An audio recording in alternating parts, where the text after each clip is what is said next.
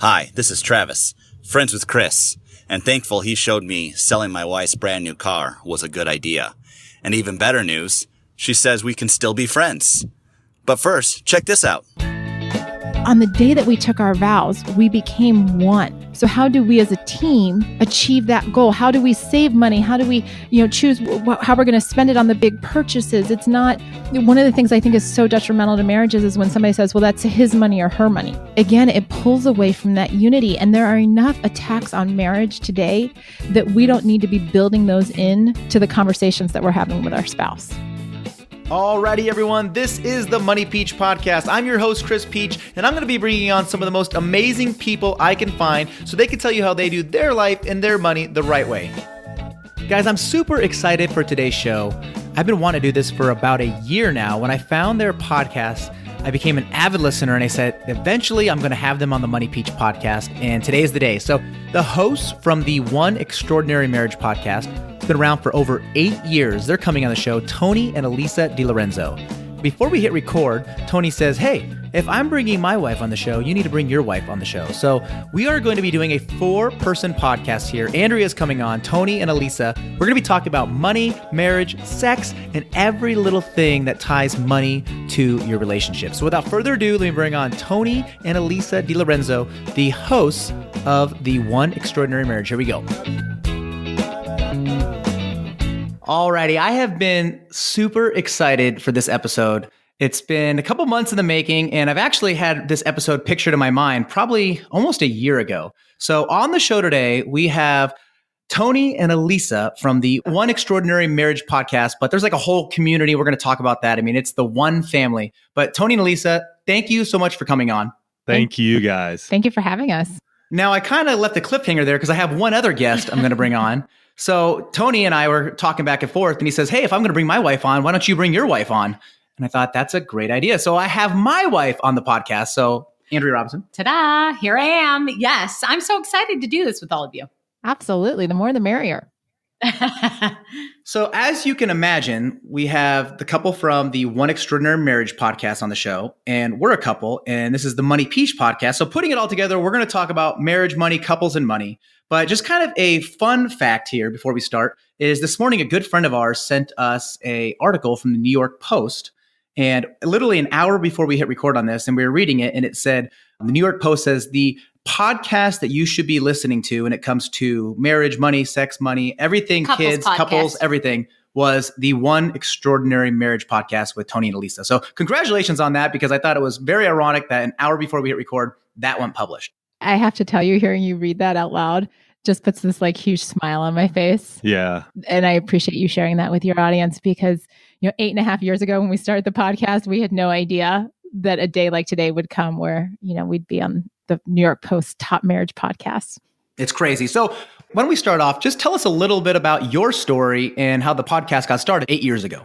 Yeah. So, gosh, it started 8.5 years ago now. But I mean, obviously there's a backstory to that. Elise and I have been married 22 years now. And at year 11, we were looking down at our lives and our marriage and just going, you know what?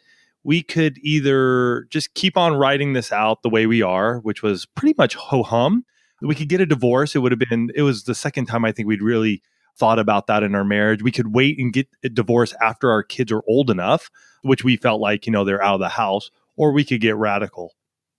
I'm married to the big idea guy here. So it was definitely 1 and 2 were not an option.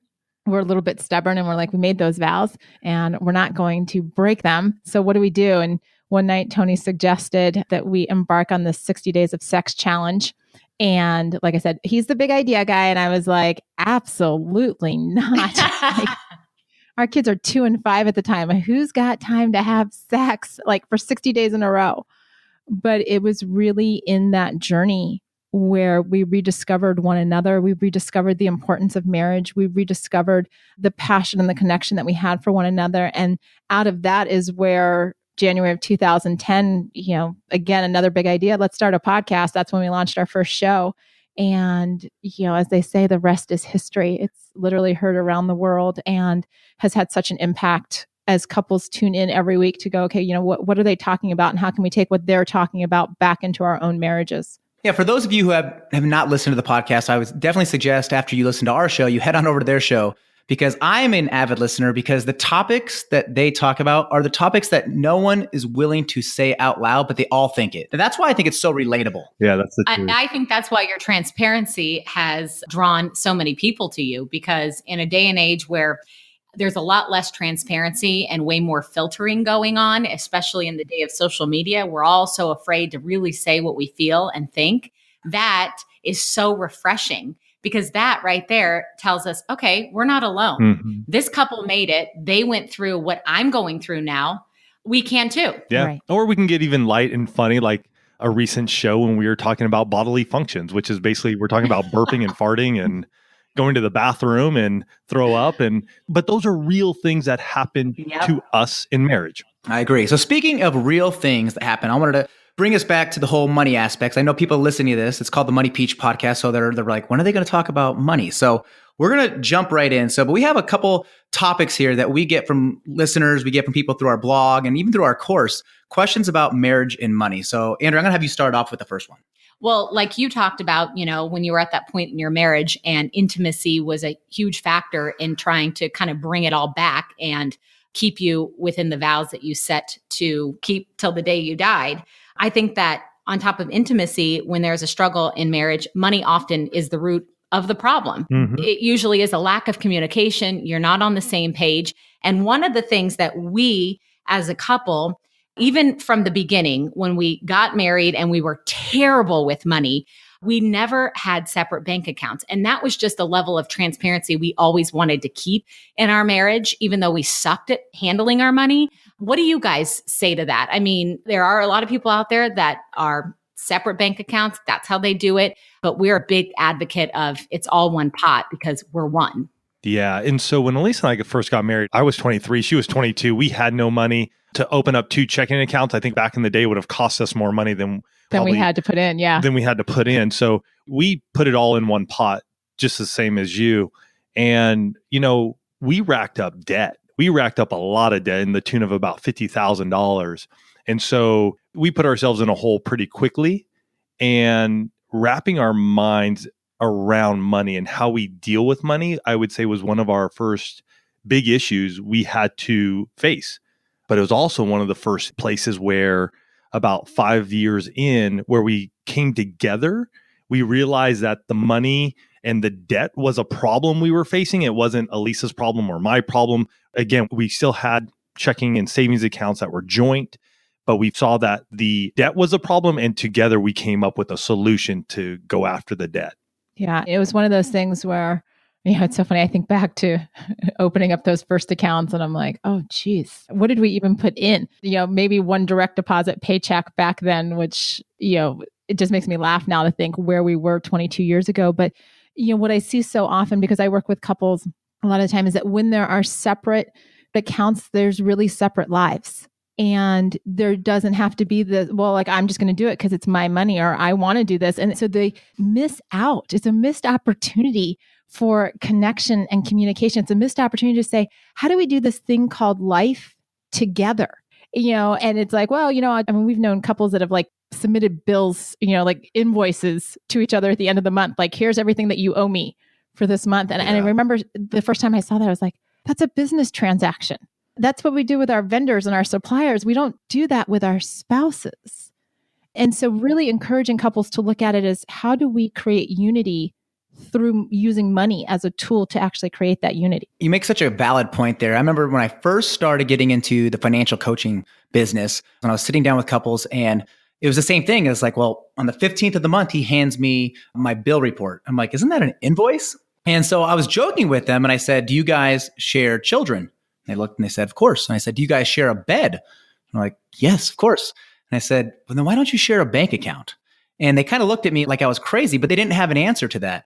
And so it kind of came down to, and that's kind of our next talking point here, is, well, I make more, or she makes more, so we should separate the money. And to me, that kind of threw me off here, because, and my question is, how can you put a price on some things in marriage? You really can't, because For example, you might have somebody who stays at home with 5 kids. I promise you, they're working harder than the guy that's going to the office. It's a fact.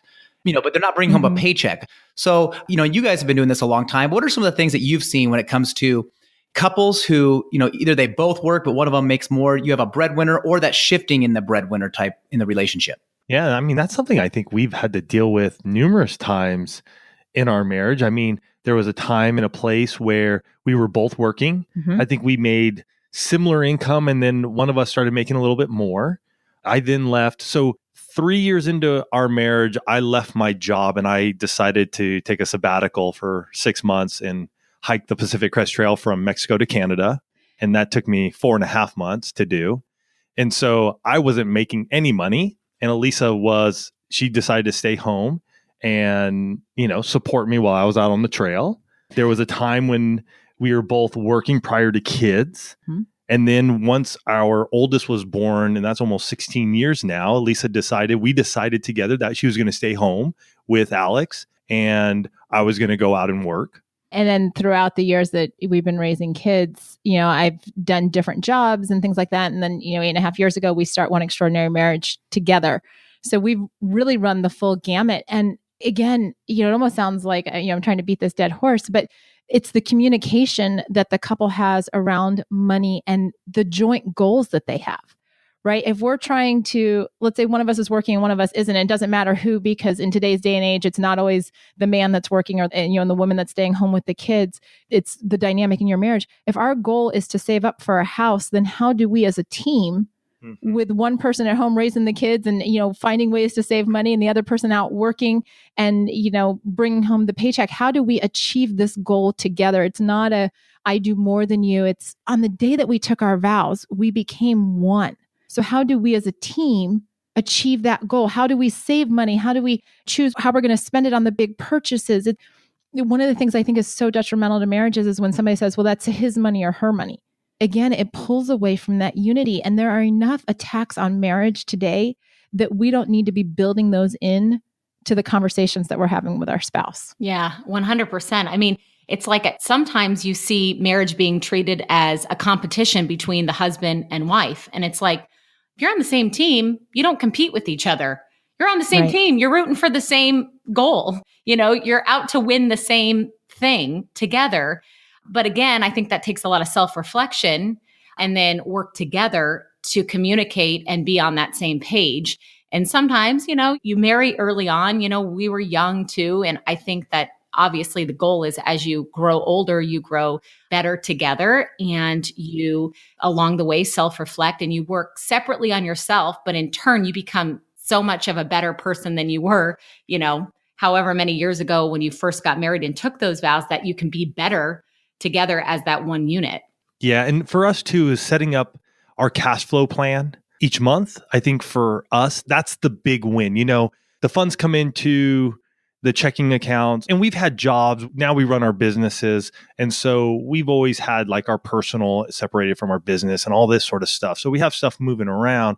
But at the end of the day, every month we've had a cash flow plan meeting for, gosh, how many years now? I can't even remember.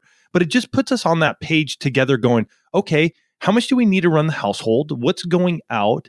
How much do we each get each month? Which I think is important because there is this piece of like, I want to be able to just spend my money and blow it on what I want. Now, like Alisa said, when it does come to big purchases, if we're going to be buying a car, a home, an art piece, something like that, we're going to make that together. But if you want to go spend a few $100 or a couple $100 in the course of the month, we've already budgeted that in. We already have it part of our cash flow. Here's your money. Go do what you want with it. And on a side note of that, guys, if you're listening, girls are more expensive than you, period. Okay. Like their hair is a couple $100. I go to Sports Clip, I get the VIP package, and with a tip, I'm looking at $25. All right. So girls are way more expensive. And that was something that my dad taught me when I was 16 years old. He's like, for the rest of your life, girls are going to cost you money and they're worth every penny, but they're way more expensive. So you can't say it's even Steven. Girls are just more expensive, period. They got to get their manicures or pedicures. Although I will say the last time, before we did the one conference here in San Diego, I went and got a manicure. I'm going to be doing that a little bit more with Alisa. That's some good little just bonding time, just hanging out. And the only other thing I would say to girls being more expensive, I think guys have more expensive toys. Oh, right. agreed. Like on a day-to-day basis, it may take more for all of the little things that we want. But I just feel like a lot of the guys I know, their toys are way more than a mani-pedi. Agreed 100%. Absolutely. So maybe in the long run, they are more expensive. Thank you. It's just something that maybe we need to evaluate. It can't be the women are spending all the money. Well, I love when you just mentioned how you cash flow, you know what's coming in every month because you sit down together, you have that monthly meeting. We do it as well. We do it at the end of the month and we look ahead. And I think that is so important. Again, being on the same page, but you goal set together and you plan together. And then that way the month doesn't go by and you look back at your finances or you look back at what you spent your money on. And there's no pointing fingers because you both sat down together and you decided where your money is going to go, instead of like just letting the money lead the way. And that's important because as hard as it was in the beginning when we were knee-high in debt and just a mess, it was awful to look at that and try to cut and this and that, and it was uncomfortable. But now after all these years, it's almost, there's a little excitement because we get to look ahead, we get to, continue to goal set, and we get to continue to remind each other, no, we're cutting on this because this is what our, main priority is in the next few months, to set money aside for this or to do that. Yep. And again, month after month, when you sit down together, it just creates that unity and that bond just continues to grow tighter. Yeah, totally. And it's when it comes to planning and budgeting, there's such a joy for us in looking ahead, like you were saying, in that we have a vision to do something. So we have our anniversary coming up. We have an event coming up. We want to do something together. And so being able to put that together in our budget makes us enjoy that moment together so much more. Mm-hmm. Because it's not like we're living on credit. We pay for it, knowing that we can just go there and be in the moment and not have to come back and go, crap, we just dropped 10 grand. And how are we paying for that? Which causes strife and stress, anxiety, all of that pressure. And, it's interesting because even as I hear you, Tony, talk about this, I think about how much more freedom we have having a plan. So many couples are like, oh, I don't want to do a plan. That's going to be restrictive and that's going to be hard. And yet I look at where our life is now. I mean, we've had a cash flow plan. What do you think? Like you say 8 to 10 years? I would say at least that, probably longer. Actually, longer. I mean, because Alex is going to be 16 and we started doing that. Probably almost 20 years, 18 to 20 years. Yeah. And, just the freedom of where our lives are now because we've been faithful, not perfect. Like, let me be real clear, Tony and Lisa are not perfect each and every month, but consistent with it to bring financial freedom to our lives, for our children, and for our future. Mm-hmm. You don't have to be perfect. We started our cash flow formula back in 2011. We went $52,000 in debt. We're completely broke, paycheck to paycheck. It was Wednesday. We didn't get paid again until Friday. We literally had no money. We were negative. And that was our starting of this journey. We ended up getting radical, paid off $52,000 of debt in 7 months, sold everything. Wow. We were crazy. And we lived on this cash flow formula during that. And then once we paid off our debt, we just said, this is what works. And so people always say, well, you guys are doing this budget or this cash flow formula for, so many years now, you're probably professionals at it. And I just laugh and I'm like, I wish I could claim I was a professional. We're still learning every month. But here's the thing.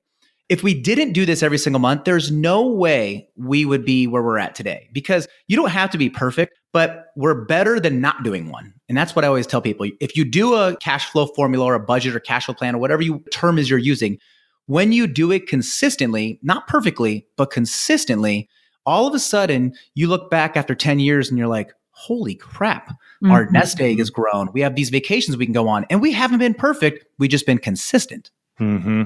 That is so powerful, Chris. Thank you for just the way you phrase that about consistency, not perfection, because that's really at the crux of everything that we do in marriage. It's being consistent, not being perfect. Yeah. And you think about that, and you guys can share in this as well. But when you have that financial stress off of your shoulders, both as a husband and a wife, how that allows you guys to connect emotionally, sexually, recreationally, I mean, it really impacts all areas of your marriage. Because I know for myself personally, when we were under financial stress, it really impacted how I connected with Alisa. Not that I wanted it to, but that my mind was so just disjointed and focused on other things than on her and on our relationship and growing it. So once you get rid of that and you guys can just be on the same page financially, it frees up everything else, and you can look at those other areas of your marriage and just be like, we can hone in on this stuff now. Hey guys, I just wanted to pause and take a second to say thank you from me to you for listening to and supporting the Money Peach podcast. Without listeners like you, this show definitely would not be possible, so thank you. You know, the number one question that I receive is this: Peach, I just don't know where to start when it comes to my money. You know, so many of us out there are living paycheck to paycheck. We have tons of debt. We're not making any headway. We can't save any money. We want to go on a freaking vacation where we pay cash for it. Oh, and let's talk about retirement savings and kids' college planning on top of that, right? Where do you start? Well, that's why we created the cash flow formula. The cash flow formula is the same system that Andrea and I used to pay off $52,000 in debt in only 7 months. And the best part is it's 100% free, meaning we are going to send you the free tools and a free lesson on how to set up your own cash flow formula. So to get started, go over to getcashflowformula.com. That's getcashflowformula.com. Once again, head on over to getcashflowformula.com to get your free copy and your free lesson on how to get started the right way. All right, guys, now back to the show.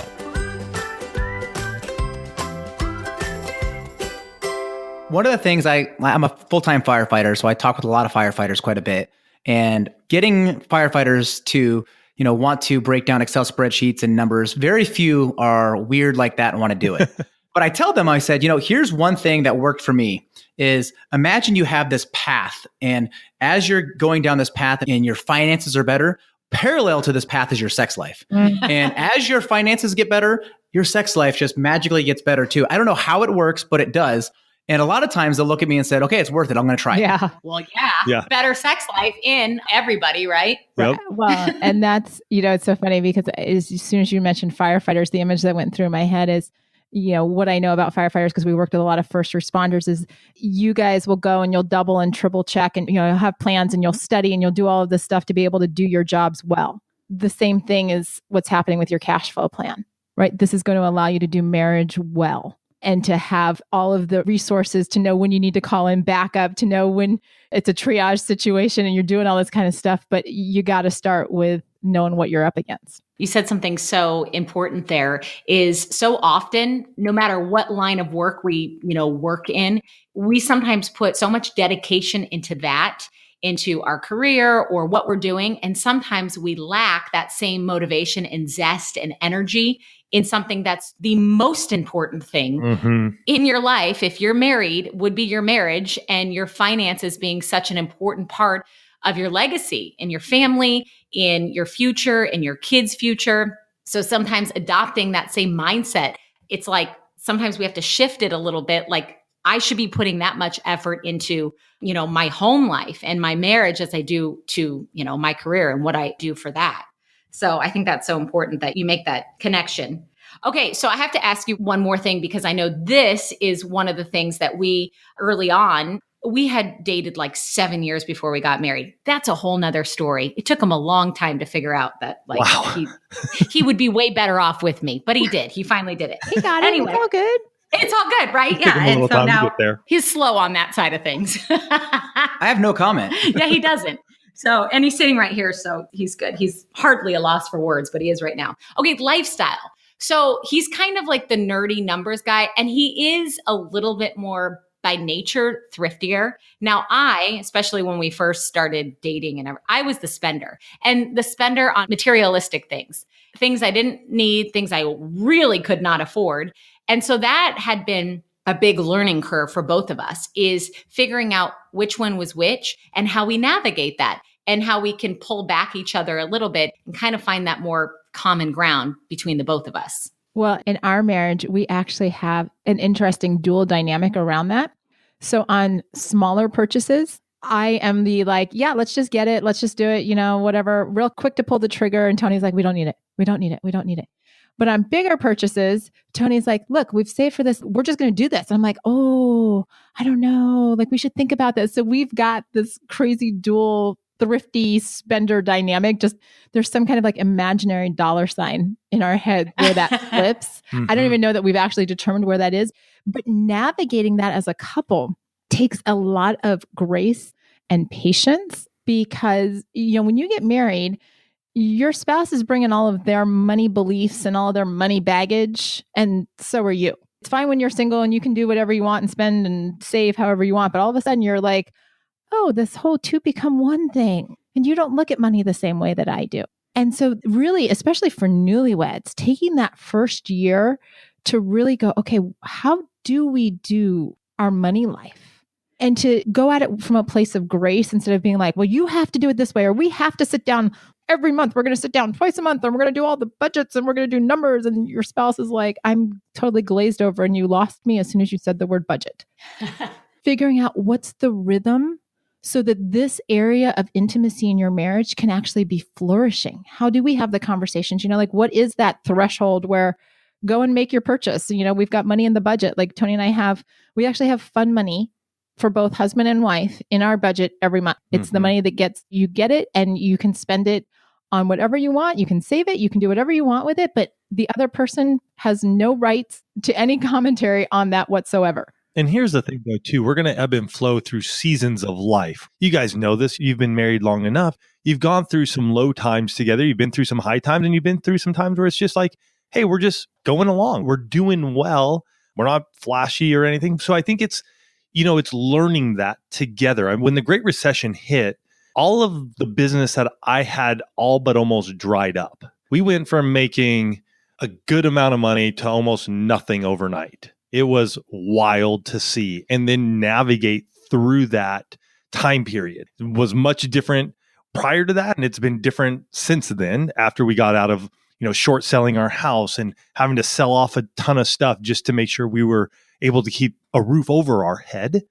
So it's just being able to, work through that. And how are you guys doing? Is it a weekly check-in? Do you guys need to check in weekly? Do you need to check in monthly? What is it for the two of you that makes it work? I think early on, when you're starting out, if you can do it weekly, go for it. Because it just keeps each other accountable to what's going on and sharing that sort of stuff. Like, hey, we budgeted $50 or $100 or $150 for XYZ. And really, that's not going to cut it. So can we take money from this pot to fill this pot and make it work? Because we had to do that at times just to make sure that we were getting food on the table.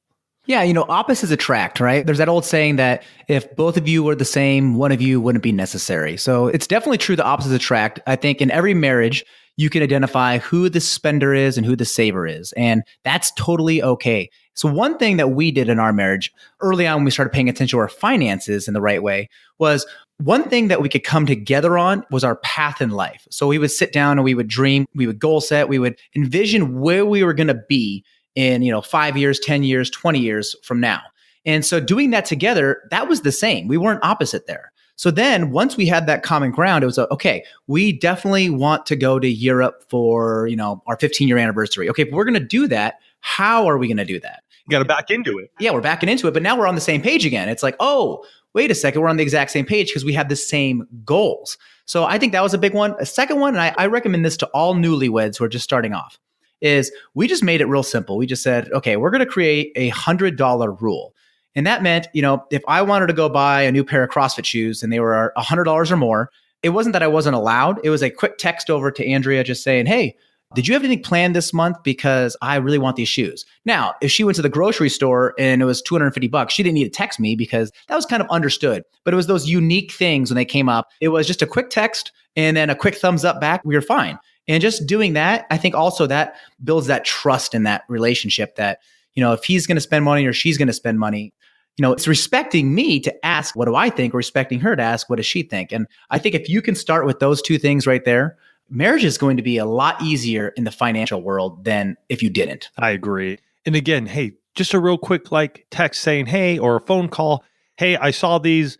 They're 125. You good? I'm good. Cool. Boom. Done. It doesn't have to be a big ordeal and you're moving on. I mean, we've done that many a times. I know you guys I have probably been asked this a lot, especially that you guys are just experts when it comes to keeping that marriage spicy and alive.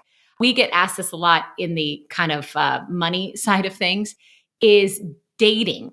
We've all been told you got to continue to date your spouse. You know, you don't want to be roommates, even when it's busy and it's tough and it's hard. Here's the thing though, dating is great, but dating sometimes or going on a date costs money. So what do you tell, your listeners or people that come to you, what are some of your guys' favorite things to do that might not cost a lot of money, but really keep that connection? Yeah. And that's such a great one, especially when you have littles and you have to also think of babysitters. Mm-hmm.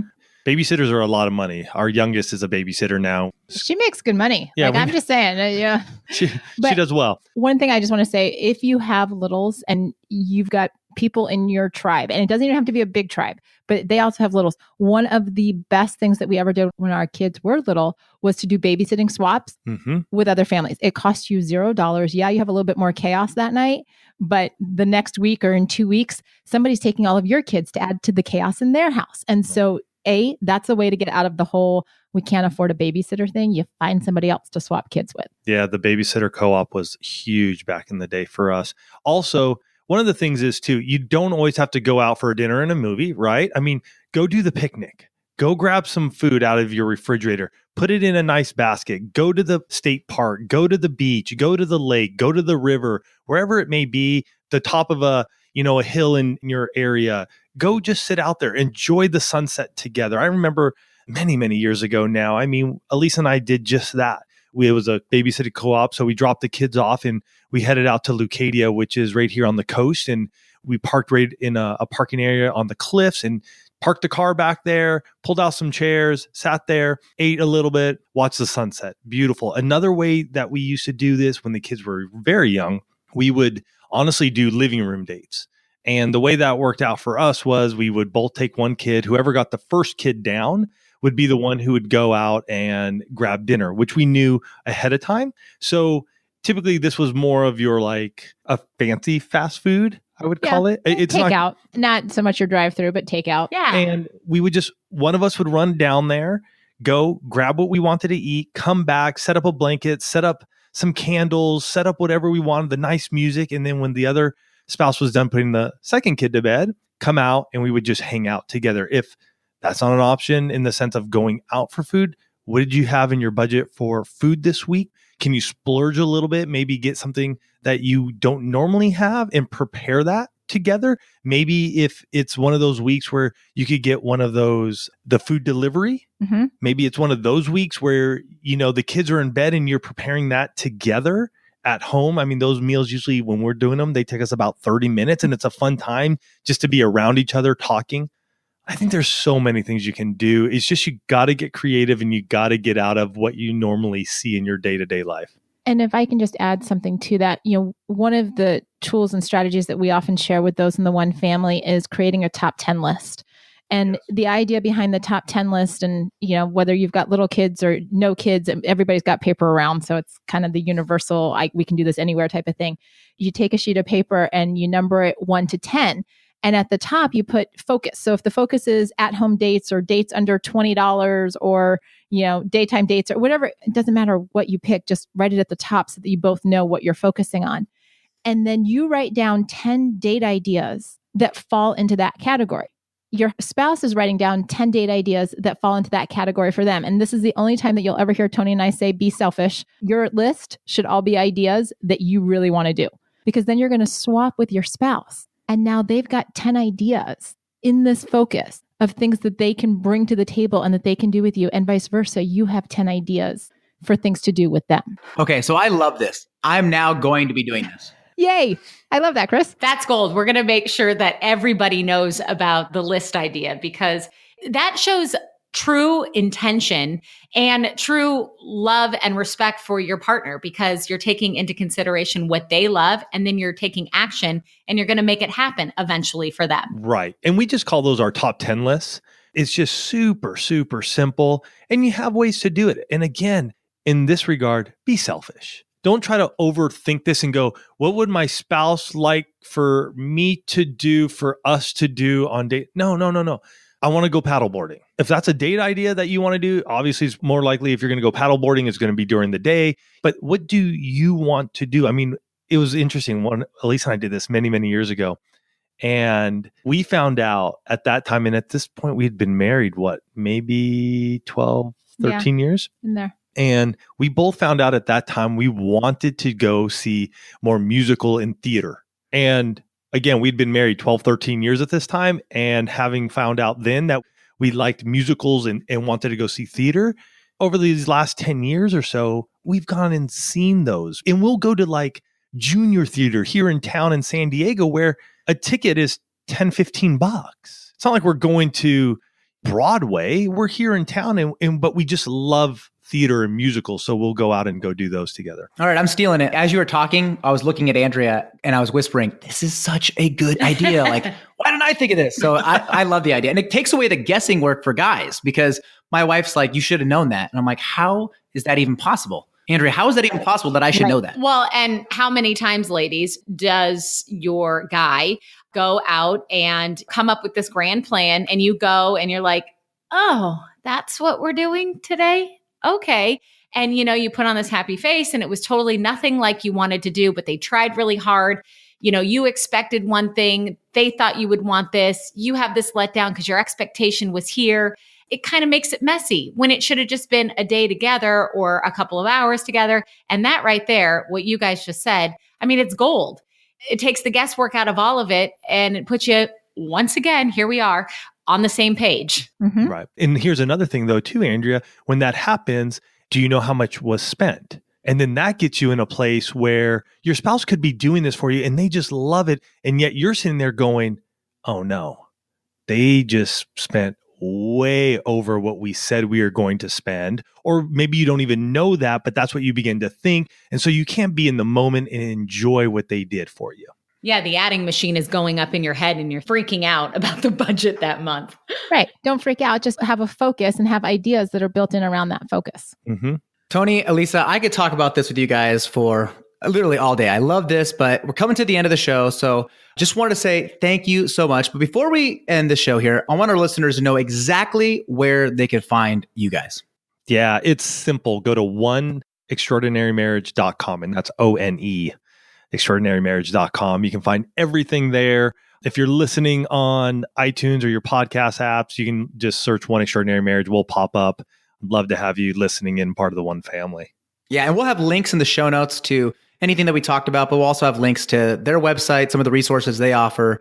But check them out. It's one of the shows out there that literally after you get done listening to the first show, you're probably going to either send it to somebody or you're going to call somebody and tell them like, oh my gosh, you're not going to believe what I just heard. It's one of those kind of shows, I'm telling you. So definitely check them out. And I just want to say, Andrea and I both want to say thank you, thank you, thank you.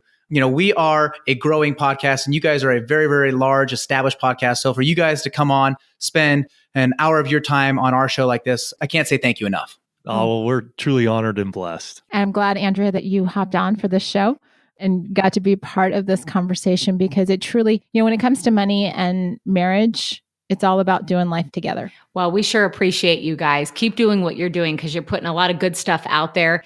And slowly but surely, you're changing a lot of people's lives and you've already touched so many. So we hope that more people get to listen to you and feel your love. You're rooting for everyone and we appreciate that in you. Thanks, guys, for coming on. Thank you. And just like that, we wrap up another amazing episode of the Money Peach podcast. All the show notes, the links, anything that the DiLorenzos or Andrea and I talked about can be found over at moneypeach.com/session118. That's moneypeach.com/session118. Thank you guys so much for listening, supporting, and downloading the show. If there's anybody else out there you think would benefit from this episode, please share it. We are found in iTunes, Spotify, or anywhere you guys are listening to your podcast. See you guys next week, and God bless.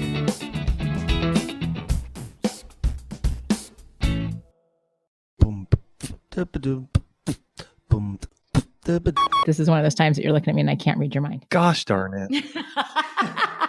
Sometimes on the show, I'm really good. Like I can just be like, oh, I know. this is of course what you mean. I totally blanked on it. Can I just say that I did point out that the battery was low before we got on? Oh, you did.